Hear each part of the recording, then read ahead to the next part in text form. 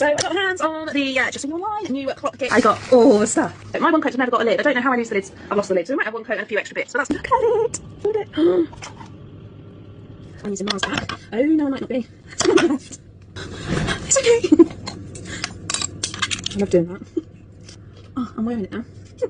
I'm wearing it. Who's going to be the lucky person to get this clock? Let me finish. I'm going to take a couple hours to wash my hands. And my pigments. But it's okay because hang on. I'm so confused. Do you know what I figured out, guys? There's a front and a back. Unless you want your clock backwards. I did not think this through. My back is black. Right, as far as anybody knows, nothing went wrong. Oh, I can't even get into my bloom finish. There we go. This is UV protector, so... Right, ready now. Here we go again, Roman numeral time. Oh, I should have paid more attention at school. What am I going to do? Here we go again. 12 o'clock. 12 o'clock. It's so good. Annoyingly, I have got a grip. Right there. I'm just going to sand it off. Our hand is a bigger hole. Big, medium, small. Where's my 12 o'clock gone again? 12 o'clock. I don't...